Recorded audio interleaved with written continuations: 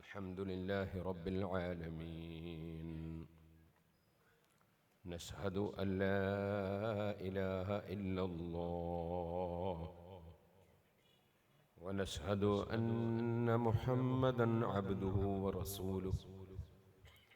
اللهم صل وسلم وبارك على رسولك وحبيبك سيدنا محمد وعلى آل وأصحاب سيدنا ومولانا محمد وعلى جميع الأنبياء والمرسلين ومن اقتدى بهديهم إلى يوم الدين.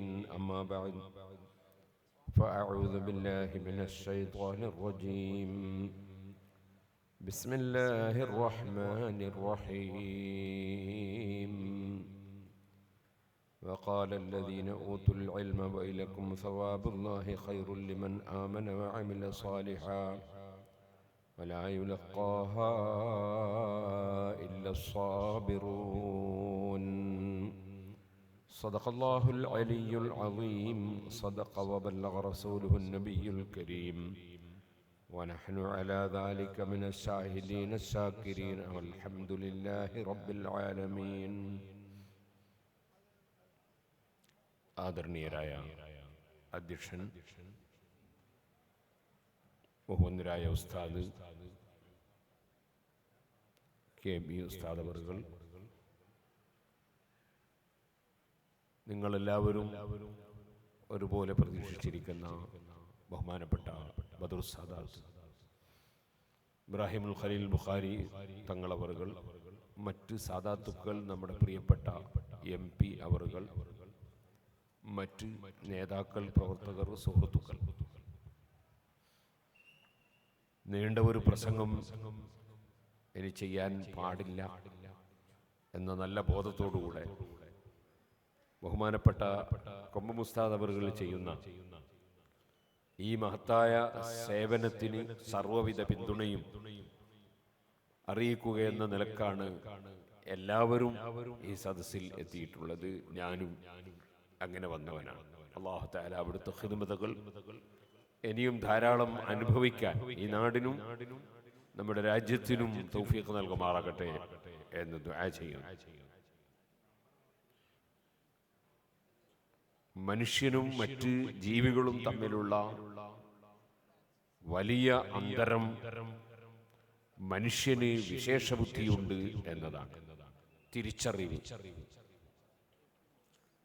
ജീവിക്കൽ എല്ലാ ജീവികളും ഇവിടെ ജീവിക്കുന്നുണ്ട്,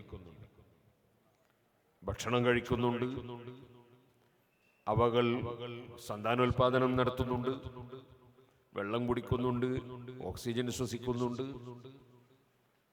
എല്ലാം മറ്റ് ജീവികൾക്കും ഉണ്ട്. പക്ഷേ മറ്റ് ജീവികൾക്ക് പുരോഗതിയില്ല. നിങ്ങൾ ആരെങ്കിലും ഈ ആധുനിക യുഗത്തിലുള്ള ഏതെങ്കിലും ഒരു പോത്തിനെ ഒരു മൊബൈൽ ഫോണും പിടിച്ചു പോകുന്നത് കണ്ടിട്ടുണ്ടോ? ഇല്ല. അതിന്റെ കാരണം പോത്തായത് തന്നെയാണ്. അതേപോലെ ഏതെങ്കിലും ഒരു കാളയെ അല്ലെങ്കിൽ ഏതെങ്കിലും ഒരു മൃഗത്തെ ഒരു വണ്ടി ഓടിച്ചു പോകുന്നത് കണ്ടിട്ടുണ്ടോ? അതുമില്ല. കാരണം അങ്ങനെ ഒരു ഡ്രൈവറാകാനുള്ള കഴിവ് അതിനില്ല, അതിന് വിശേഷ ബുദ്ധിയില്ല. മനുഷ്യൻ വിശേഷ ബുദ്ധിയുള്ളവനാണ്. അവൻ എപ്പോഴും പുരോഗമനത്തിന്റെ കാൽച്ചവിട്ടടികൾ എടുത്തുകൊണ്ടേയിരിക്കും. അപ്പോഴാണ് ഒരു മനുഷ്യൻ പൂർണ്ണനാകുന്നത്. പഴയ കാലത്തുള്ള അവസ്ഥാവിശേഷങ്ങൾ പ്രിയപ്പെട്ട കൊമ്പം ഉസ്താദ് അവറുകൾ നേരത്തെ സൂചിപ്പിച്ചു. ഇന്നത്തെ കാലഘട്ടം മാറിപ്പോയി. ഈ കാലഘട്ടത്തോട് അനുയോജ്യമായ വിധത്തിലുള്ള അറിവുകൾ മനുഷ്യൻ നേടിയെടുക്കണം. ഇനിയും പുരോഗതികൾ ഉണ്ടാകണം. നമ്മുടെ പ്രിയപ്പെട്ട MP-യെ ഞാൻ പ്രത്യേകം അഭിനന്ദിക്കുന്നു. പെട്ടെന്ന് തന്നെ അദ്ദേഹത്തോട് നടത്തിയ അപേക്ഷക്ക്, അഭ്യർത്ഥനക്ക് ഉത്തരം നൽകി. ഇനിയും നല്ല കാര്യങ്ങൾ ചെയ്യാൻ പടച്ചവൻ ഭാഗ്യം നൽകുമാറാകട്ടെ. നല്ലത് ചെയ്യുന്നവർ അവർക്കെപ്പോഴും ജനങ്ങളുടെ പിന്തുണയും പ്രാർത്ഥനയും ഉണ്ടാകും. അത് പടവുകൾ കയറിപ്പോകാൻ നിമിത്തമാണ്. എൻ്റെ പ്രിയപ്പെട്ട വിദ്യാർത്ഥികളോട് ഇൻഷാ അല്ലാഹ് തങ്ങളവറുകൾ വളരെ ബൃഹത്തായ ഉപദേശങ്ങൾ ശേഷം നൽകും.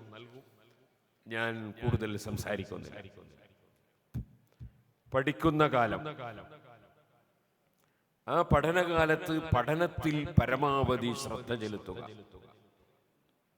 സമയം വളരെ വിലപിടിച്ചതാണ് എന്ന ബോധം നമുക്കുണ്ടാകാം. ഇമാം ഹുജ്ജത്തുൽ ഇസ്ലാം അബൂ ഹാമിദ് അൽ ഗസാലി റഹ്മത്തുള്ളാഹി അലൈഹി പറഞ്ഞതുപോലെ ആയുസ്സും കട്ട അലിഞ്ഞു തീരുന്നത് പോലെ മനുഷ്യന്റെ ആയുസ് തീർന്നുകൊണ്ടേയിരിക്കും. ഐസ് കട്ട വിറ്റ് കാശാക്കണം എന്നിട്ട് അതുകൊണ്ട് വീട്ടിൽ അരി വാങ്ങണമെന്ന് ഉദ്ദേശിക്കുന്ന വ്യക്തി പീഡികത്തിണ്ണയിൽ ഐസും കട്ടയും ഇറക്കി വെച്ച് മറ്റ് അത്ഭുതങ്ങൾ കാണാൻ പോയാൽ വൈകുന്നേരം വരുമ്പോ ഐസും കട്ട ഒന്നുപോലും ബാക്കിയില്ല, മുഴുവനും തീർന്നുപോയി. അവൻ വീട്ടിൽ അരി വാങ്ങലെങ്ങനെ? ഇതുപോലെ ഭാവിയിൽ ഈ ഭൗതികമായ ലോകത്തും പ്രത്യേകിച്ചും പാരത്രിക ലോകത്തും നീണ്ട ജീവിതം, അവസാനിക്കാത്ത ജീവിതം പ്രതീക്ഷിക്കുന്നവരാണ് നാം. അതിനാവശ്യമായ അറിവുകൾ നേടാൻ ഒരുങ്ങിപ്പുറപ്പെട്ട നാം അറിവ് നേടുന്നതിൽ തന്നെ സമയം ചെലവഴിക്കും. പഠിച്ചതനുസരിച്ച് പ്രവർത്തിക്കാൻ പ്രത്യേകിച്ചും ശ്രദ്ധിക്കുക. മഹാനായ ഇമാം യാഫിഈ റളിയല്ലാഹു അൻഹു മദീന സിയാറത്തിന് വേണ്ടി പോയി. മദീനയിൽ കടക്കുമ്പോൾ കുളിക്കൽ സുന്നത്തുണ്ട്, നല്ല വസ്ത്രം ധരിക്കൽ സുന്നത്തുണ്ട്. സലാത്തുകൾ ധാരാളം ചൊല്ലി വേണം മദീനയിലേക്ക് പോകാൻ.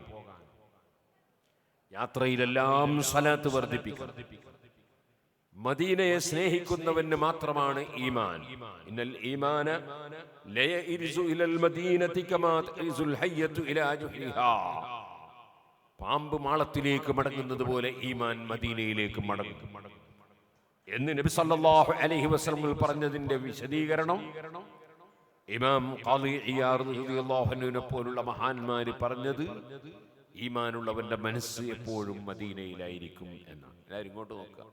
വണ്ടിയൊക്കെ ഡ്രൈവർമാർ നോക്കിക്കോളും. കണ്ണിൽ മരുന്നിട്ടിച്ചു കൊടുക്കുമ്പോ കണ്ണ് തുറന്നു പിടിച്ചു കൊടുക്കണം, അല്ലെങ്കിൽ മൂക്കിന്റെ മുള്ള മരുന്നുണ്ടാകും. ഞാൻ പറഞ്ഞു വന്നത് ഈമാൻ മദീനയിലേക്ക് മടങ്ങും. കാരണം അവിടെയാണ് ഈമാനിന്റെ പ്രഭ ലോകം മുഴുക്കെ വിതറിയ അഷ്റഫുൽ ഖൽഖ് സല്ലല്ലാഹു അലൈഹി വസല്ലം അന്ത്യവിശ്രമം കൊള്ളുന്നു.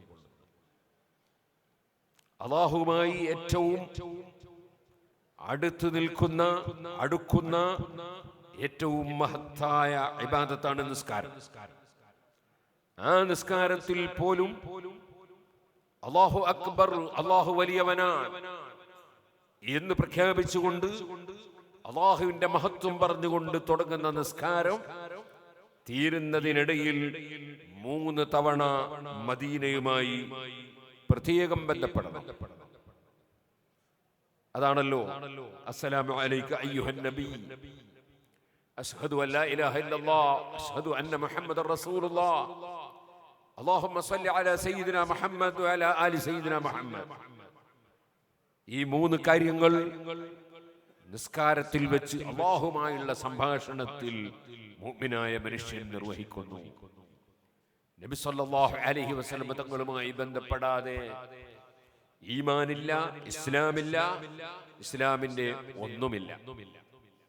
ഇസ്ലാമിലേക്ക് കടക്കണമെങ്കിൽ തന്നെ അശ്ഹദു അല്ലാ ഇലാഹ ഇല്ലല്ലാഹ് വ അശ്ഹദു അന്ന മുഹമ്മദർ റസൂലുള്ളാഹ്. അഷ്റഫുൽ ഖൽഖ് സല്ലല്ലാഹു അലൈഹി വസല്ലം തങ്ങളുടെ ഏറ്റവും വലിയ മഹത്വം പറയണം, പ്രഖ്യാപിക്കണം, അംഗീകരിക്കണം. ആകയാൽ ഈമാനുള്ളവന്റെ മനസ്സ് എപ്പോഴും മദീനയിലാണ്. ഇന്നൽ ഈമാന ലയഇരിസു ഇലൽ മദീനതി കമാ തഇരിസുൽ ഹയ്യതു ഇലാ ജുഹ്രിഹാ. ആ മദീന ശരീഫ് സിയാറത്തിന് വേണ്ടി പോയ ഇമാം യാഫിഈ റളിയല്ലാഹു അൻഹു മദീനയിലേക്ക് കടക്കാൻ ധൈര്യമില്ല. അവിടുന്ന് ഞാൻ അങ്ങോട്ട് കടന്നു ചെല്ലുന്നത് ഇഷ്ടപ്പെടുമോ ഇല്ലേ, അനുമതി ലഭിക്കാതെ ഞാൻ എങ്ങനെ കടക്കും എന്ന നിലക്ക് മദീനയുടെ പുറത്ത് ടെന്റും കെട്ടി കടന്നു. കുറെ ദിവസങ്ങൾ കടന്നു. അവസാനം സ്വപ്നത്തിൽ നബി സല്ലല്ലാഹു അലൈഹി വസല്ലം തങ്ങളുടെ നിർദ്ദേശം ലഭിച്ചു, നിങ്ങൾ തിരിച്ചു പോകണം, യമനിലേക്ക് പോകണം. അവിടെ 10 വലിയ മഹാന്മാരുണ്ട്. 5 ആളുകൾ മരണപ്പെട്ടവരാണ്, 5 ആളുകൾ ജീവിച്ചിരിപ്പുണ്ട്. പരിശുദ്ധ ഇസ്ലാമിൽ മരണത്തോടുകൂടെ മനുഷ്യൻ തീരുന്നില്ല, നശിക്കുന്നില്ല. മനുഷ്യന്റെ ആത്മാവ് നേരത്തെ ശരീരത്തിന്റെ പുറത്തായിരുന്നു, കാരണം ശരീരം ഇല്ലായിരുന്നു. ശരീരം സൃഷ്ടിക്കപ്പെടുന്നതിന് മുമ്പാണ് ആത്മാവിനെ സൃഷ്ടിക്കപ്പെട്ടത്. ആ ആത്മാവിനോടാണ് അലസ്തു ബിറബ്ബിക്കും, നിങ്ങളുടെ റബ്ബല്ലയോ ഞാൻ എന്ന അള്ളാഹുവിന്റെ ചോദ്യമുണ്ടായത്. ഖാലൂ ബലാ ശഹീദിനാ, അത് കേട്ടതും സംസാരിച്ചതും ഉത്തരം പറഞ്ഞതും ആത്മാവാണ്. ആ ആത്മാവ് ശരീരം സൃഷ്ടിക്കപ്പെട്ടതിൽ കൊണ്ടിരിക്കുമ്പോൾ ശരീരത്തിലേക്ക് പ്രവേശിപ്പിക്കുകയായിരുന്നു മലക്കുകൾ മുഖേന. ആ ആത്മാവ് ശരീരത്തിൽ കുറെ ദിവസം ഡ്യൂട്ടി എടുത്തു. ശരീരത്തെ കൊണ്ട് ഒരുപാട് ഡ്യൂട്ടികൾ നിർവഹിച്ചു. ആ ഡ്യൂട്ടികളാണല്ലോ സാലിഹായ അമലുകൾ: നിസ്കാരവും നോമ്പും സക്കാത്തും ഹജ്ജും ഖുർആനോത്തും ദിക്റും സലാത്തും, ഇൽമു പറഞ്ഞതും കേട്ടതും പഠിച്ചതും ധർമ്മം ചെയ്തതും സ്ഥാപനങ്ങൾ നിർമ്മിച്ചതും സംഘടനാ പ്രവർത്തനം നടത്തിയതുമൊക്കെ ഈ ശരീരത്തെ കൊണ്ട് ചെയ്യിപ്പിച്ച ഡ്യൂട്ടികളാണ്. ആ ഡ്യൂട്ടികളൊക്കെ നിർവഹിച്ച ശരീരത്തിൽ നിന്ന് ആത്മാവ് പിരിയുന്നതാണല്ലോ മരണം. ആ പ്രവൃത്തികൾ മോശമാണോ? എന്നാൽ അതിനനുസരിച്ച് അത് ഡ്രൈവ് ചെയ്ത, അതിന് നേതൃത്വം കൊടുത്ത ആത്മാവിനും ശരീരത്തിനും അതിന്റെ ദൂഷ്യവശങ്ങൾ അനുഭവിക്കേണ്ടി വരും. നന്മകളാണോ? ഫമൻ യഅമൽ മിസ്ഖാല ദർറത്തിൻ ഖൈറൻ യറ വമൻ യഅമൽ മിസ്ഖാല ദർറത്തിൻ ശർറൻ യറ. ഒരണുമണി തൂക്കം നന്മ ചെയ്തെങ്കിൽ അതിന്റെ ഗുണം അവൻ അനുഭവിക്കും. തിന്മ ചെയ്താൽ തിന്മയുടെ ദൂഷ്യവശങ്ങളും ഭവിഷ്യത്തുകളും അനുഭവിക്കും. ഇരിക്കട്ടെ, ആ ആത്മാവ് ശരീരത്തിൽ പിരിഞ്ഞാൽ പിന്നെ ഒന്നുമില്ല എന്ന് പറയുന്നവർ സുന്നത്ത് ജമാഅത്തിന്റെ വിരോധികളാണ്. അവർക്ക് എത്ര വലിയ മഹാന്മാരായാലും, അമ്പിയാക്കളായാലും ഔലിയാക്കളായാലും സാലിഹീങ്ങളായാലും മോമിനീങ്ങളായാലും മരണത്തോടുകൂടെ കഴിഞ്ഞു എന്നതാണ് അവരുടെ ആശയം. അത് ഇസ്ലാമിന്റെ ആശയം അല്ല. ഇസ്ലാമിന്റെ ആശയം മരണത്തോടുകൂടെ ലഹിയൽ ഹയവാൻ, ആഖിറത്തിലെ ജീവിതമാണ് ശരിയായ ജീവിതം. ഖുർആൻ അങ്ങനെയാണ് പഠിപ്പിച്ചത്. ആ ജീവിതം മുന്നിൽ കണ്ടുകൊണ്ട് ഏത് വിഷയത്തെയും മനുഷ്യൻ സമീപിക്കുമ്പോൾ ഇന്നല്ലാഹ കാന അലൈക്കും റഖീബാ, അല്ലാഹു നിങ്ങളെ വീക്ഷിച്ചു കൊണ്ടിരിക്കുന്നവനാണ്, നിരീക്ഷിക്കുന്നവനാണ്. നിങ്ങളെ രഹസ്യവും പരസ്യവും അല്ലാഹു അറിയുന്നവനാണ്. ആ റബ്ബ് തൃപ്തിപ്പെട്ട നിലക്ക് ജീവിതം നയിക്കണം എന്ന് പഠിപ്പിക്കുന്നതാണ് പരിശുദ്ധ ഇസ്ലാം. ആ ആത്മാവ് ശരീരത്തിൽ പിരിഞ്ഞാൽ ആത്മാവിന് ശക്തി കൂടുകയാണ്. ഡ്രൈവർ വണ്ടിയിൽ നിന്നിറങ്ങിയാൽ ഡ്രൈവർക്ക് സ്വാതന്ത്ര്യം കൂടുതലുള്ളതുപോലെ, അങ്ങനെയാണല്ലോ ഒരു വണ്ടിയിൽ ഡ്രൈവ് ചെയ്തുകൊണ്ടിരിക്കുന്ന ഒരു ഡ്രൈവറെ ഒരു മനുഷ്യൻ ആക്രമിക്കാൻ ചെല്ലുമ്പോ ഞാൻ വണ്ടി ഒന്ന് സൈഡാക്കട്ടെ എന്നിട്ട് കാണിച്ചു തരാന്നാ പറയാ. കാരണം വണ്ടിയിൽ നിന്ന് ഇറങ്ങിയ സ്വാതന്ത്ര്യമായി. വണ്ടിയോടുകൂടി ആവുമ്പോ അത്ര സ്വാതന്ത്ര്യം ഉണ്ടാവില്ല. കാരണം ഈ വണ്ടിയും കൂടി നിയന്ത്രിക്കേണ്ട ഉത്തരവാദിത്തമുണ്ട്.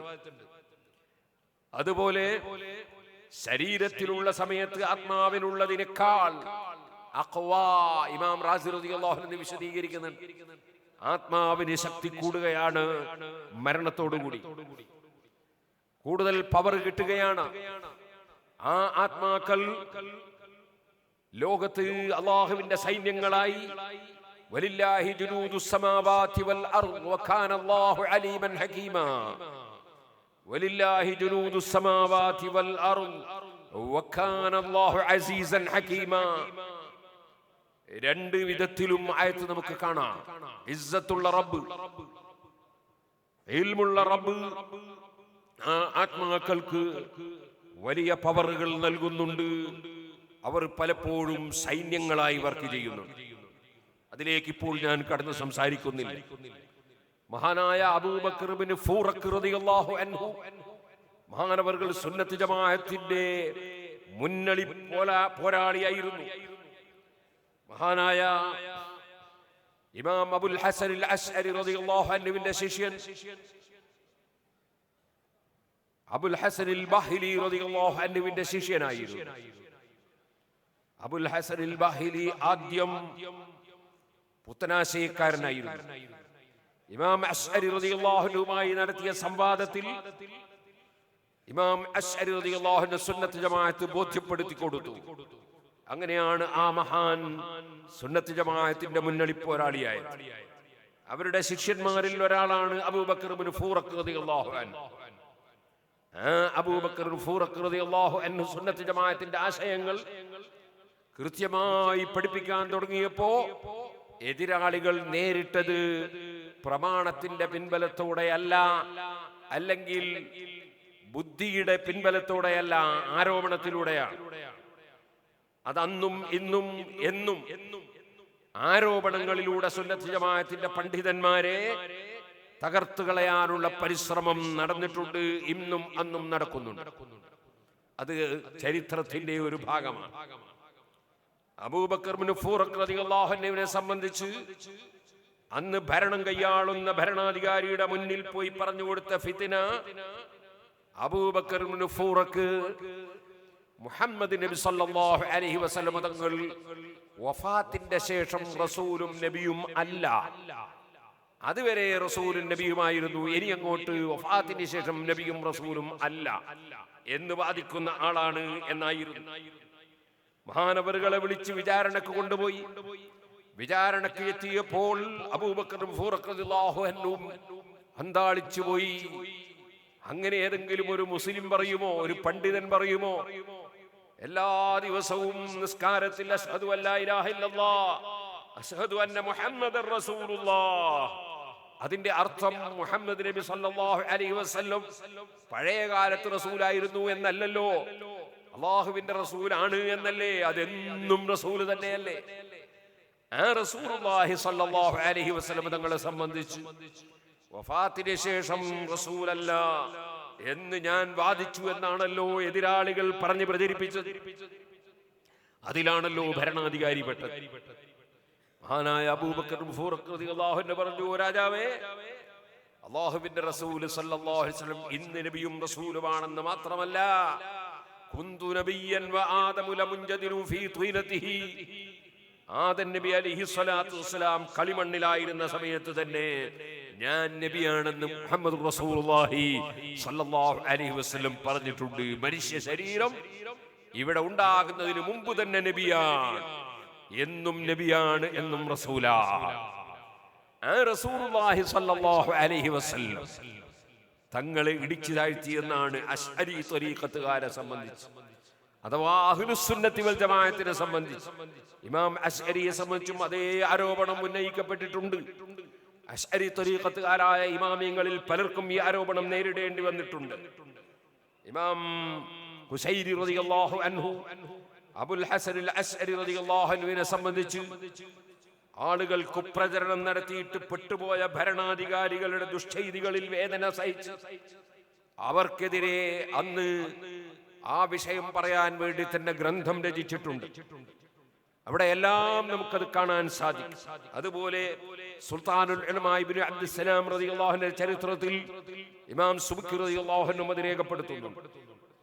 ഇരിക്കട്ടെ, ഞാൻ പറഞ്ഞ വിഷയത്തിലേക്ക് പോകാം. വഫാത്തിന് ശേഷവും റസൂലുള്ളാഹി സ്വല്ലല്ലാഹു അലൈഹി വസല്ലം തങ്ങൾക്ക് യാതൊരു കുറവുമില്ലെന്ന് മാത്രമല്ല, വലൽ ആഖിറതു ഖൈറുൽ ലക മിനൽ ഊലാ, ഈ ഭൂമിയിൽ ജീവിക്കുമ്പോഴുള്ളതിനേക്കാൾ എത്രയോ ഖൈറാണ് അവിടുത്തെ ജീവിതം അതിന് ശേഷം എന്ന് ഖുർആൻ തന്നെ പഠിപ്പിച്ചതാണ്. പക്ഷെ അതൊന്നും പുത്തൻവാദികൾ അംഗീകരിക്കൂല. അവർക്ക് മരണപ്പെട്ടാ കഴിഞ്ഞു എന്നാണ് അവരെ മതം. അത് ഇസ്ലാം മതമല്ല. മഹാനായ കരീമുല്ലാഹി മൂസാ അലൈഹി സ്വലാത്തു വസ്സലാം വഫാത്ത് കഴിഞ്ഞ് എത്ര നൂറ്റാണ്ടുകൾ കഴിഞ്ഞതിന് ശേഷമാണ് നബി സല്ലല്ലാഹു അലൈഹി വസല്ലം തങ്ങൾ മൂസാ നബി ഖബറിൽ വെച്ച് നിസ്കരിക്കുന്നത് കണ്ടത്. മൂസാ നബി അലൈഹി സ്വലാത്തു വസ്സലാം ആകാശലോകത്ത് സമ്മേളിക്കാൻ വന്നത്. അവിടെ നിന്ന് മൂസാ നബി അലൈഹി സ്വലാത്തു വസ്സലാം നബി തങ്ങൾക്ക് നിർദ്ദേശം നൽകിയത്, അതിലൂടെ ലോകത്തുള്ള മുഴുവൻ മുസ്ലിമീങ്ങൾക്കും ഭാരം കുറച്ചു കൊടുത്തത്. അതെല്ലാം ബുഖാരിയിലും മുസ്ലിമിലുമുള്ള ഹദീസാണ്. പക്ഷേ അതൊന്നും കേൾക്കാത്ത മാതിരി അവരുടെ ആശയവുമായി പോകും പുത്തൻവാദികൾ. അല്ലാഹു തആല ഒരു ശർറിൽ നിന്ന് ഈ ഉമ്മത്തിനെ കാക്കുമാറാകട്ടെ. ഞാൻ പറഞ്ഞു വരുന്നത്, മഹാനായ ഇമാം ശാഫിഈ റളിയല്ലാഹു തആല അൻഹു തങ്ങൾക്ക് അല്ലാഹുവിന്റെ റസൂലിന്റെ നിർദ്ദേശം, യമനിൽ 10 ഔലിയാക്കൾ, 5 ആളുകൾ ജീവിച്ചിരിക്കുന്നവരാണ്, 5 ആളുകൾ മരണപ്പെട്ടു പോയവരാണ്. ആ 10 ആളുകളെയും സിയാറത്ത് ചെയ്തു വരണം, അവരെ സന്ദർശിച്ചു വരണം. സിയാറത്ത് എന്ന് പറയുന്നത് അതൊരു വലിയ പുണ്യകർമ്മമാണ്. നബി സല്ലല്ലാഹു അലൈഹി വസല്ലം തങ്ങൾ ഫൈനഹാ തുദക്കിറുകുൽ ആഖിറ ഫൈനഹാ തുദക്കിറുകുൽ മൗത്ത്, നിങ്ങൾക്ക് ആത്മീയ ബോധമുണ്ടാകാൻ പര്യാപ്തമാണ് സിയാറത്ത് എന്ന് പഠിപ്പിച്ചിട്ടുണ്ട്. അതാണ് അതിന്റെ മാന. അല്ലാതെ ഖബർ കാണുമ്പോ മരണം ഇങ്ങനെ ഓർമ്മയാവുന്നല്ല. എന്നാ പിന്നെ പെർക്കുന്നതിന്റെ ഓർമ്മയാ പിന്നെ ഖബറിന്റെ അടുത്ത് പോകണ്ടല്ലോ, അങ്ങനെയല്ല. അപ്പോൾ അത് ബുദ്ധിപരമാവില്ലല്ലോ. അതേപോലെ തന്നെ അബൂജഹലിന്റെ ഖബറിന്റെ അടുത്ത് പോയാലും കാര്യം കിട്ടണമല്ലോ. കാരണം അബൂജഹലും മരിച്ചുപോയി എന്നുള്ള ഉറപ്പല്ലേ. അപ്പൊ അവിടെ പോയാലും മരിക്കൂന്ന് ഓർമ്മയാവൂലേ? അവൻ പെടന്നില്ല. ഏതെങ്കിലും ഒരു പശു ചത്താല് അതിനെ കുഴിച്ചിട്ട സ്ഥലത്ത് പോയാലും ചത്തുപോകുന്നുള്ളത് തിരിയുമല്ലോ. അതാണോ ആ ഹദീസിന്റെ മാന? ഫഇന്നഹാ തുദക്കിറുകുൽ ആഖിറ ഫഇന്നഹാ തുദക്കിറുകുൽ മൗത്ത്. ഓരോ അമലുകൾക്കും ഓരോ ഫലങ്ങളുണ്ട്. നിസ്കാരത്തിന് വലിയ ഫലമുണ്ട്. അതേപോലെ ജുമഅക്ക് പ്രത്യേക ഫലമുണ്ട്, നോമ്പിന് പ്രത്യേക ഫലമുണ്ട്. ലഅല്ലക്കും തത്തഖൂൻ ലഅല്ലക്കും തുഫ്ലിഹൂൻ. അങ്ങനെ തുടങ്ങിയിട്ട് ഒരുപാട് കാര്യം കാണാം. ഓരോ അമലുകൾക്കും ഓരോ ഫലങ്ങളുണ്ട്. ഖബർ സിയാറത്ത് എന്നത് മുഅ്മിനായ മനുഷ്യന്റെ ഖബർ സിയാറത്ത് ചെയ്യുമ്പോ അതിന്റെ ഫലമാണ് ആത്മീയ ബോധമുണ്ടാകും. ആഖിറത്തെ കുറിച്ചുള്ള ചിന്ത ഉണ്ടാകും, അത് ആത്മീയ ബോധമാണ്. മരണത്തെ കുറിച്ചുള്ള ചിന്തയുണ്ടാകും, അത് ആത്മീയ ബോധമാണ്. ആ ബോധം അല്ലാഹു ഖൽബിലേക്ക് കൊടുക്കും. ഈ അമൽ ചെയ്താൽ കിട്ടുന്ന ഒരു വലിയ ഫലമാണ്. അതിരിക്കട്ടെ, ഞാൻ പറഞ്ഞു വരുന്നത് സിയാറത്ത് ചെയ്തിട്ട് വരണം. നബി സല്ലല്ലാഹു അലൈഹി വസല്ലം പറഞ്ഞേക്കുകയാണ്, എല്ലാവരും ഒരുപോലെയാണ്. വലിയ വലിയ മഹാന്മാരെ പോയി സിയാറത്ത് ചെയ്താൽ അവരുടെ ഖബറിൽ നിന്ന് വലിയ ഫലങ്ങൾ ഇങ്ങോട്ട് ലഭിക്കും. അത് ഇമാം ഗസാലി റളിയല്ലാഹു അൻഹു, ഇമാം ഇബ്നു ഹജർ, എല്ലാ ഇമാമികളും രേഖപ്പെടുത്തിയിട്ടുണ്ട്. വിവരമുള്ളവരൊക്കെ രേഖപ്പെടുത്തിയിട്ടുണ്ട്. അങ്ങനെ 10 ആളുകളെ സിയാറത്തിന് പോകുന്നു. 5 ആള് ജീവിച്ചിരിക്കുന്നവരാണ്, 5 ആളുകൾ മരണപ്പെട്ടവരാണ്. ജീവിച്ചിരിക്കുന്നവരിൽ ഒരാളാണ് മുഹമ്മദുൻ നഹാരി റളിയല്ലാഹു അൻഹു. നേരെ ചെന്ന് അസ്സലാമു അലൈക്കും, വഅലൈക്കും അസ്സലാം, മർഹബാ മർഹബൻ ബിറസൂലി റസൂലില്ലാഹി. മഹാനവറുകളുടെ മറുപടി അങ്ങനെയാണ്, സ്വാഗതം, അല്ലാഹുവിന്റെ റസൂല് പറഞ്ഞയച്ച ആൾക്ക് സ്വാഗതം. അപ്പൊ ചോദിച്ചുപോയി, നിങ്ങൾക്ക് വഹി ഇറങ്ങുന്നില്ലല്ലോ, എന്നെ റസൂലുള്ളാഹി സ്വല്ലല്ലാഹു അലൈഹി വസല്ലം നിങ്ങളിലേക്ക് പറഞ്ഞയച്ച് എനിക്ക് സ്വപ്നത്തിൽ നബി സല്ലല്ലാഹു അലൈഹി വസല്ലം തന്ന നിർദ്ദേശം നിങ്ങൾക്ക് എങ്ങനെ അറിഞ്ഞു? അപ്പോഴാണ് അവിടുന്ന് ഓതിയത്, ഇത്തഖുല്ലാഹ് വയുഅല്ലിമുകുമുല്ലാഹ്. നിങ്ങൾ അഹങ്കാരമില്ലാതെ, അസൂയയില്ലാതെ, വൈരാഗ്യമില്ലാതെ, വിദ്വേഷമില്ലാതെ, വെറുപ്പില്ലാതെ, തെളിഞ്ഞ മനസ്സോടുകൂടി ലോകസൃഷ്ടാവായ റബ്ബിന്റെ വെള്ളം കുടിച്ച് ജീവിക്കുമ്പോ, അവന്റെ ഭക്ഷണം കഴിച്ച് ജീവിക്കുമ്പോ, അവന്റെ ഓക്സിജൻ ശ്വസിച്ച് ജീവിക്കുമ്പോ, അവൻ തന്ന കിഡ്നിയും അവൻ തന്ന ഹാർട്ടും അവൻ തന്ന ബ്രെയിനും അവൻ തന്ന കരളും എല്ലാം ഉപയോഗിച്ച് ജീവിക്കുമ്പോ ആ റബ്ബ് സുബ്ഹാനഹു വ തആല കൽപ്പിച്ചതെന്തുണ്ടോ അത് കൃത്യമായി ജീവിതത്തിൽ പകർത്തുക. അവൻ വിരോധിച്ചതെന്തുണ്ടോ അത് കൈയൊഴിക്കുക. ആ നിലക്ക് തെളിഞ്ഞ മനസ്സോടെ തഖ്വയോടെ നിങ്ങൾ ജീവിക്കൂ. വയുഅല്ലിമുകുമുല്ലാഹ്, അല്ലാഹു നിങ്ങൾക്ക് ഇൽമു പഠിപ്പിച്ചു തരും. ശരിക്കും ഈമാനും തഖ്വയും ഉണ്ടോ? ഇൽമ് അല്ലാഹു സുബ്ഹാനഹു വ തആല ഹൃദയത്തിൽ നൽകും. അങ്ങനെ അല്ലാഹു നൽകിയ അറിവാണ് നിങ്ങളെ റസൂലുള്ളാഹി സ്വല്ലല്ലാഹു അലൈഹി വസല്ലം തങ്ങൾ പറഞ്ഞയച്ചതാണ് എന്ന അറിവ് എന്ന് സൂചിപ്പിച്ചുകൊണ്ട് ഈ ആയത്ത് മുഹമ്മദ് റളിയല്ലാഹു അൻഹു ഓതുകയാണ്. ഞാൻ പറഞ്ഞു വന്നത് ഇൽമു പഠിക്കണം, പഠിച്ച ഇൽമനുസരിച്ച് ജീവിക്കണം. അങ്ങനെ ജീവിക്കുമ്പോൾ നമുക്ക് ആരോടും വിദ്വേഷമില്ല. നമുക്ക് രണ്ടേ രണ്ട് കക്ഷികളോടെ വിദ്വേഷം. അതാരാണ്? വഖാലിഫിൻ നഫ്സ വശൈത്വാന വസിഹിമാ വഇൻഹുമാ മഹദാകൻ നുസ്അ ഫത്തഹിമീ ഇന്ന ശൈത്താന ലക്കും അദു ഫത്തഖിദൂഹു അദുവാ. നമ്മുടെ ശത്രു ശൈത്താനാണ്. ഇബ്ലീസും ഇബ്ലീസിന്റെ സന്താന പരമ്പരകളും അവര് നമ്മുടെ ശത്രുക്കളാണ്. അവനെതിരെയായിരിക്കണം നമ്മുടെ എല്ലാ ചിന്തകളും. മറ്റൊന്ന് നമ്മുടെ തടിഹവയാണ്. അത് രണ്ടും മാത്രം ശത്രുക്കളാണ്. പിന്നെ ബാക്കിയുള്ളവർ ഏത് തെറ്റ് ചെയ്യുന്നവരാണെങ്കിലും ആ തെറ്റ് ചെയ്യുന്നവർ നമ്മുടെ ഇരകളാണ്. അവരെ സംസ്കരിച്ചെടുക്കുക എന്നതാണ് നമ്മുടെ ബാധ്യത. അവരെ ചീത്ത വിളിക്കലല്ല, അവരെ തെറി പറയലല്ല. നമ്മെ ഇങ്ങോട്ട് ചീത്ത പറഞ്ഞാലും ഇത് فإذا الذي بينك وبينه عداوة كأنه ولي حميم وما يلقاها إلا الذين صبروا وما يلقاها إلا ذو حظ عظيم.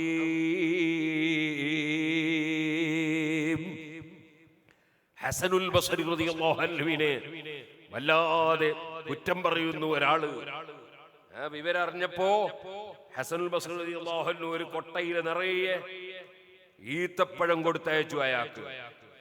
എന്നിട്ട് അദ്ദേഹത്തോട് പറഞ്ഞു, ആഖിറത്തിലേക്ക് നിങ്ങൾ സമ്പാദിച്ച കുറെ സമ്പാദ്യം എന്റെ അക്കൗണ്ടിലേക്ക് ഇങ്ങനെ നിങ്ങൾ ഇട്ടുകൊണ്ടിരിക്കുന്നതായി ഞാൻ അറിഞ്ഞു. അതുകൊണ്ട് ദുനിയാവിലേക്ക് സമ്പാദിച്ച കുറച്ച് ഈത്തപ്പഴം നിങ്ങൾക്ക് അങ്ങോട്ട് ഹദിയ തരാന്ന് ഞാൻ വിചാരിച്ചു. ഇതാണ് ഉഹ്റവിയായ പണ്ഡിതന്മാർ. പണ്ഡിതന്മാർ പരസ്പരം കടിച്ചു കീറേണ്ടവരല്ല. പണ്ഡിതന്മാർ കുറ്റം പറയേണ്ടവരല്ല. മറിച്ച് അവരവരെ കൊണ്ട് കഴിയുന്ന സേവനങ്ങൾ സമൂഹത്തിന് ചെയ്യാം. ആ സേവനങ്ങൾ ജനങ്ങൾ അനുഭവിക്കട്ടെ. അതിനാണ് പണ്ഡിതന്മാര് തുനിയേണ്ടത്. ഇരിക്കട്ടെ, ഞാൻ അതിലേക്ക് കടന്ന് സംസാരിക്കുന്നില്ല. ഇമാം അബൂ ഹനീഫ റളിയല്ലാഹു അൻഹു ദർസ് നടത്തുമ്പോൾ ചീത്ത പറഞ്ഞു, ഇറങ്ങിപ്പോകുമ്പോ ചീത്ത പറഞ്ഞു. മറുപടി പറയാനൊന്നും പോയില്ല. ചിലരൊക്കെ ഉണ്ട് സുബ്ഹാനല്ലാഹ്, ചിലപ്പോ ആനത്തല പോലത്തെ വെല്ലുവിളിക്കും. മറുപടി പറയോ എന്നൊക്കെ ചോദിച്ചു.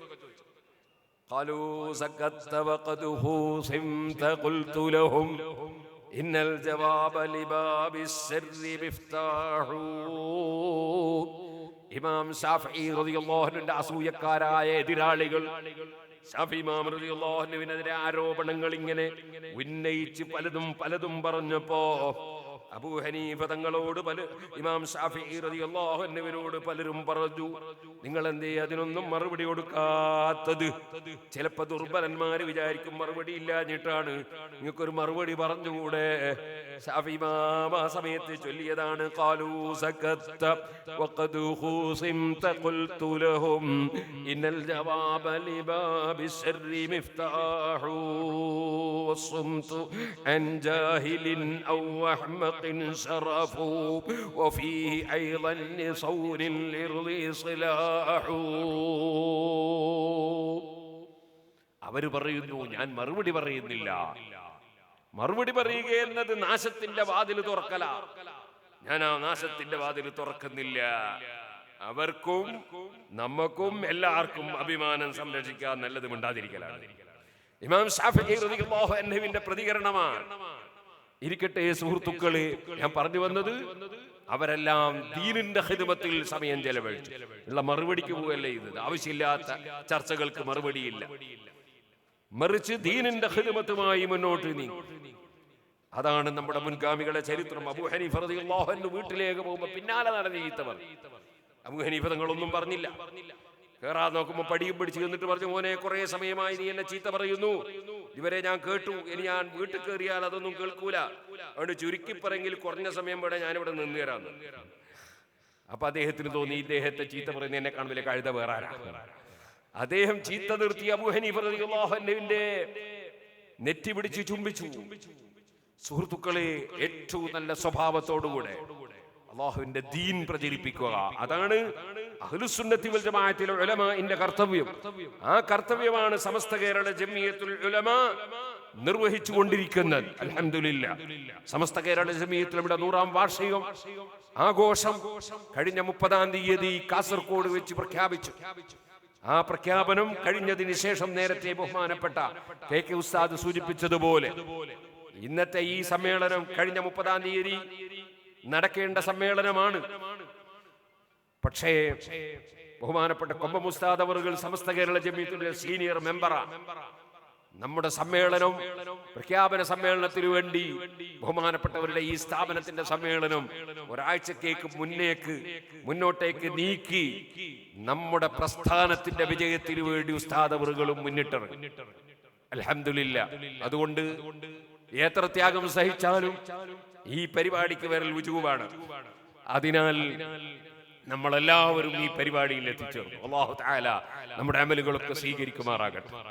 നമ്മൾ തഖ്വയോടുകൂടെ ജീവിക്കുകയും ആ തഖ്വയിലേക്ക് ജനങ്ങളെ കൊണ്ടുവരാൻ വേണ്ടി ശ്രമിക്കുകയും ചെയ്യുക. സമാധാനം ഉണ്ടാക്കാൻ ശ്രമിക്കുക, വിദ്യാഭ്യാസം ഉണ്ടാക്കാൻ ശ്രമിക്കുക. നമ്മുടെ പദ്ധതികളുമായി, നമ്മുടെ പ്രവർത്തനങ്ങളുമായി നമ്മൾ മുന്നോട്ട് നീങ്ങുക. അതാണ് സുന്നത്ത് ജമാഅത്തിന്റെ പണ്ഡിത സഭ നമ്മളോട് പറഞ്ഞിട്ടുള്ളത്. അതിൽ ഉറച്ചു നിന്ന് നമ്മൾ മുന്നോട്ട് നീങ്ങും. മഹാന്മാരായ ആലിമീങ്ങൾ വളരെ കഠിനാധ്വാനം ചെയ്ത് വളർത്തിയതാണ് സമസ്ത കേരള ജംഇയ്യത്തുൽ ഉലമ. ഞാൻ 2 ദിവസം മുമ്പ് UAE-യിലുള്ളപ്പോ ഒരാൾ ഒരു വാട്സപ്പിൽ ഒരു ലേഖനം അയച്ചു വന്നു.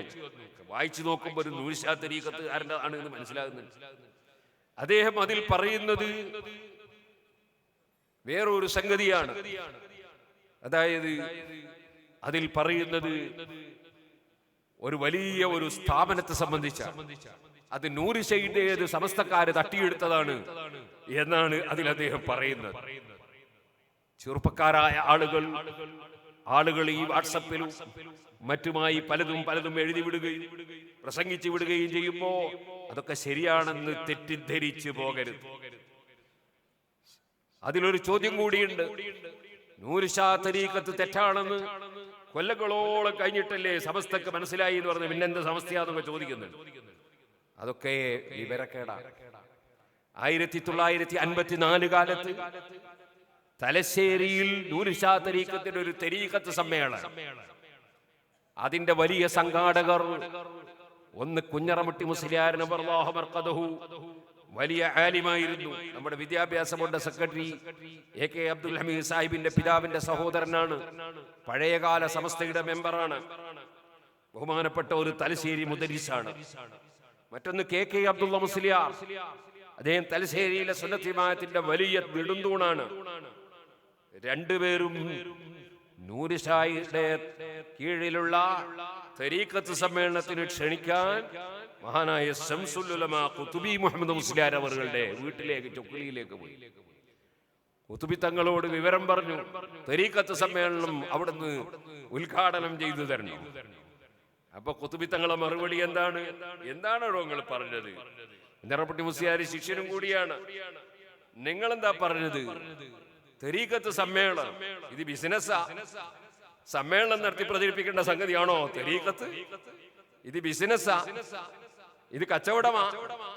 കച്ചവട പരിപാടിയല്ല തരീഖത്ത് എന്ന് പറഞ്ഞ് നിങ്ങൾ അതിന് ക്ഷണിക്കാനാണോ എന്റെ അടുക്കൽ വന്നത് എന്ന് പറഞ്ഞ് അവരെ നിരുത്സാഹപ്പെടുത്തിയപ്പോ മഹാനായ ശംസുൽ ഉലമാ ഖുതുബി മുഹമ്മദ് മുസ്ലിയാർ അവറുകൾ വന്ന കാലത്ത് തന്നെ അതിനെ സംബന്ധിച്ച് മനസ്സിലാക്കി അവരെ ബോധ്യപ്പെടുത്തി. പക്ഷേ അവര് കുടുങ്ങി. കാരണം സമ്മേളനമൊക്കെ നിശ്ചയിച്ചു കഴിഞ്ഞു പോയതാണ്, എല്ലാ പ്രചരണവും കഴിഞ്ഞതാണ്. എന്ത് ചെയ്യണമെന്ന് മനസ്സിലാകാതെ ഖുതുബി തങ്ങൾ പങ്കെടുക്കാത്ത സമ്മേളനമാണെങ്കിൽ പിന്നെ ആലിമീങ്ങളൊന്നും വരികയില്ല. എന്ത് ചെയ്യും? അപ്പൊ ഒരു കുടുക്ക് കുടുങ്ങി. കുട്ടിയസൻ ഹാജി എന്ന് പറഞ്ഞ ഒരാളുണ്ടായി. കുട്ടിയസൻ ഹാജി തന്നെ പഴയ കാലത്ത് നമ്മളെ സജീവ പ്രവർത്തന, പിന്നെ നൂർഷയിലേക്ക് പോയാണ്. ആ കുട്ടിയസൻ ഹാജി പറഞ്ഞു, മൗദൂദിയെ വെല്ലുവിളിച്ചിട്ടുണ്ട്, അബുൽ അല മൗദൂദിയെ വെല്ലുവിളിച്ചിട്ടുണ്ട് നൂർഷ തലശ്ശേരി സമ്മേളനത്തിൽ, സംവാദത്തിൽ. അപ്പൊ ആ സമ്മേളനം നടന്നില്ലെങ്കിൽ മൗദൂദികൾ ഇവിടെ തഴച്ചു വളരും, ജമാഅത്ത് ഇസ്ലാമി വളരും, അവനൊക്കെ വലിയ പ്രശ്നമുണ്ട്. അങ്ങനെ പറഞ്ഞപ്പോ സുബ്ഹാനല്ലാഹ് ഇവര് രണ്ടുപേരും അഹമ്മദ് ഹാജിയുടെ സമീപത്തേക്ക് വന്നു. എലത്തൂർ എൻ അഹമ്മദ് ഹാജി അന്ന് നമ്മുടെ സുന്നത്ത് ജമാഅത്തിന്റെ സജീവ പ്രവർത്തകനാണ്, വലിയ ഒരു അമീർമാരിൽ ഉമറാക്കൽപ്പെട്ട ആളാണ്. അവിടെ വന്ന് വിഷയം അവതരിപ്പിച്ചു. അപ്പോൾ എൻ അഹമ്മദ് ഹാജി ബഹുമാനപ്പെട്ട മർഹൂം ഇ കെ അബൂബക്കർ മുസ്ലിയാരെ സമീപത്ത് പോയി. ഇ കെ അബൂബക്കർ മുസ്ലിയാരെ സംബന്ധിച്ച് ഈ സമ്മേളനം നടന്നില്ലെങ്കിലുള്ള കുഴപ്പവും ഇവിടെ മൗദൂദികൾ വളരുമെന്ന വിഷയവും ഒക്കെ പറഞ്ഞപ്പോ ഈ കെ പറഞ്ഞു ഞാൻ വരാന്നു. സമ്മേളനത്തിന് കയറുന്നതിന് മുമ്പ് മാത്തോട്ടം മുഹമ്മദ് കോയ സാഹിബിനോട് 2 പ്രമേയം എഴുതാൻ പറഞ്ഞു. അതിലൊരു പ്രമേയം പെരിന്തൽമണ്ണയിൽ കുതുബിത്തങ്ങളടക്കമുള്ള അഹമ്മദ് കോയ സാലിയാത്തി റഹ്മത്തുള്ളാഹി അലൈഹിം തുടങ്ങിയുള്ള മഹാന്മാര് ഇരുന്ന് സുന്നത്ത് ജമാഅത്തിന്റെ വിരോധികളുമായി വിവാഹം പാടില്ല, തുറന്ന് നിസ്കരിക്കാൻ പാടില്ല, അവർക്ക് സലാം പറയണ്ട, മറക്കണ്ട എന്നൊക്കെ പറഞ്ഞ് 1952 കാലത്ത് അല്ലെങ്കിൽ 58 കാലത്ത് ഞാനിപ്പോൾ ഓർക്കുകയാണ് ആ ഒരു പ്രമേയം. അന്നത്തെ ആ പ്രമേയം ഈ തെർക്കുൽ മുവാലാത്തിന്റെ പ്രമേയം ഇവിടെ ഈ യോഗത്തിൽ വായിക്കണം. ഒന്ന്. രണ്ടാമത്തത് സ്റ്റേജിൽ കയറുന്നതിന് മുമ്പ് ഈ കെ വെച്ച ഒരു നിബന്ധനയാണ് വേലൂർ വാഖിയാത്ത് പോലുള്ള ഒരു ഉന്നത മതവിദ്യാലയം മലബാറിൽ സ്ഥാപിക്കണം. ഈ 2 പ്രമേയം അവിടെ വായിച്ച് പാസാക്കണം. ആ 2 പ്രമേയവും അവിടെ വായിച്ചു. മുഹമ്മദ് കോയ എഴുതി അത് കുട്ടിയസനാജിന്റെ കയ്യിൽ കൊടുത്ത് അത് നൂരിശക്ക് വായിച്ച് കേൾപ്പിച്ച് അത് വായിക്കാം എന്ന് അദ്ദേഹം ഏറ്റ്.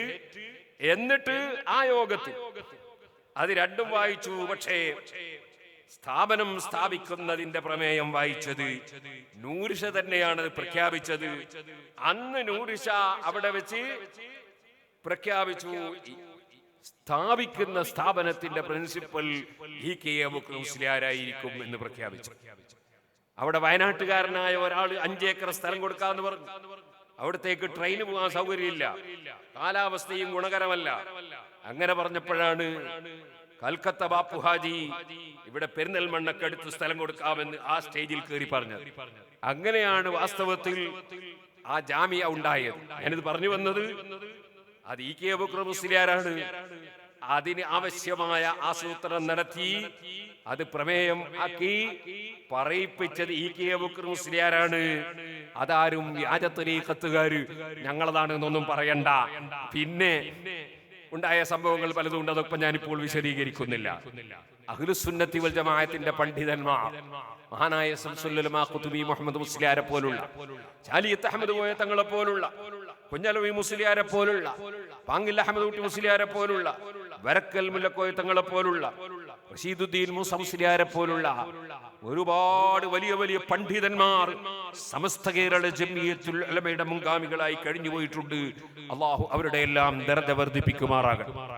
അവരന്ന് പഠിപ്പിച്ച അതേ ആശയം മുറുകെ പിടിച്ചുകൊണ്ട് അവർ കൈമാറിയ പതാകയുമായി സുന്നത്ത് ജമാഅത്തിന്റെ പ്രവർത്തനവുമായി സമസ്ത കേരള ജംഇയ്യത്തുൽ ഉലമ അതിന്റെ പ്രവർത്തനങ്ങളുമായി മുന്നോട്ട് നീങ്ങുകയാണ്. അതിന്റെ ഭാഗമാണ് ഈ സ്ഥാപനമടക്കം കേരളത്തിലുള്ള 100 കണക്കിന് സ്ഥാപനങ്ങളും 100 കണക്കിന് പ്രവർത്തനങ്ങളും. അതിലൊരൽപ്പവും പിന്നോട്ട് പോകാതെ മുന്നോട്ട് എടുത്തു വെച്ച കാല് അതേ ഇനിയും മുന്നോട്ട് എന്ന നിലക്ക് വേറെയുള്ള വിമർശനങ്ങളോ ചോദ്യങ്ങളോ അല്ലെങ്കിൽ മറ്റു വാഗ്വാദങ്ങളോ ഒന്നും തിരിഞ്ഞു നോക്കാതെ മഹാനായ സുൽത്താനുൽ ഉലമ അല്ലാഹു തആല അവിടത്തേക്ക് ദീർഘായുസ്സും ആഫിയത്തും നൽകട്ടെ. അവിടുന്ന് പ്രഖ്യാപിച്ചതുപോലെ നമ്മുടെ സുന്നത്ത് ജമാഅത്തിന്റെ പ്രവർത്തകന്മാർ സജീവമായി മുന്നോട്ട് നീങ്ങണമെന്ന് മാത്രം ഈ സമയത്ത് ഉണർത്തി അല്ലാഹു സുബ്ഹാനഹു വ തആല ഈ സ്ഥാപനം നാൾക്ക് നാൾ അഭിവൃദ്ധിപ്പെടുത്തുമാറാകട്ടെ. നമ്മുടെ ബഹുമാനപ്പെട്ട ബദറു സാദാത്ത് തങ്ങളവറുകൾക്കും സുൽത്താനുൽ ഉലമക്കും റഈസുൽ ഉലമക്കും മുഹീസുന്നക്കും അതുപോലെ താജുൽ ഫുഖഹായിനും അങ്ങനെ തുടങ്ങിയിട്ട് നമ്മുടെ എല്ലാ ആലിമീങ്ങൾക്കും നമ്മെ നയിക്കുന്ന എല്ലാ പണ്ഡിതന്മാർ താജുൽ മുഹഖിഖീൻ കോട്ടൂർ ഉസ്താദ് അവറുകൾ, എല്ലാവർക്കും ബഹുമാനപ്പെട്ട കൊമ്പം ഉസ്താദ് അവറുകൾ, എല്ലാവർക്കും അള്ളാഹുവിന്റെ പൊരുത്തത്തിൽ ദീർഘായുസ് ആഫിയത്തും തൗഫീഖും നമുക്കും വർദ്ധിപ്പിച്ചു തരുമാറാകട്ടെ. എല്ലാവരോടും ദുആ ചെയ്തുകൊണ്ട്, ദുആക്ക് വസിയത്ത് ചെയ്തുകൊണ്ട് ഞാൻ എൻ്റെ വാക്കുകൾ നിർത്തുന്നു. ഞാനിവിടെ വന്നപ്പോൾ ഒരാൾ 25,000 റുപ്യ സിറാജുൽ ഹുദയിലേക്ക് നേർച്ച തന്നു, വേറെയും പലരും തന്നു. അള്ളാഹു ആര് എന്ത് ഉദ്ദേശം വെച്ച് നമ്മുടെ ദീനീ സ്ഥാപനങ്ങളിലേക്ക് നേർച്ച ചെയ്തോ അതിന്റെ ഫലങ്ങൾ അള്ളാഹു നൽകുമാറാകട്ടെ. നമുക്കെല്ലാം അള്ളാഹുവിന്റെ ദീനിന് ഇഖ്ലാസോടെ ഖിദ്മ ചെയ്യാൻ അള്ളാഹു ദീർഘായുസ്സും ആഫിയത്തും തൗഫീഖും ഹിമ്മത്തും ആരോഗ്യവും വർദ്ധിപ്പിച്ചു തരുമാറാകട്ടെ. ഞാൻ വീട്ടിൽ നിന്ന് പോന്നിട്ട് 10-15 ദിവസമായി. കാസർഗോഡ്, കർണാടക ഭാഗത്തൊക്കെ ഇങ്ങനെ പോയി, സമ്മേളനം കഴിഞ്ഞ് അത് കഴിഞ്ഞിട്ട് തിരുവനന്തപുരം സമ്മേളനത്തിന് പോയി, അവിടുന്ന് പിന്നെ UAE പോയി, അങ്ങനെ UAE ഇങ്ങനെ വന്ന് ഇപ്പം ഇവിടെ സമ്മേളനത്തിൽ വന്ന് നാളെ രാവിലെ നമുക്ക് 100 മണി വേറെ ഉണ്ട്. അതുകൊണ്ട് എല്ലാവരോടും സംഭവം ചോദിച്ച് പോകും. എല്ലാവരും എനിക്ക് ദുആ ചെയ്യണം. വാഖിറു ദഅവാനാ അൽഹംദുലില്ലാഹി റബ്ബിൽ ആലമീൻ. അസ്സലാമു അലൈക്കും വറഹ്മത്തുള്ളാഹി വബറകാതുഹു.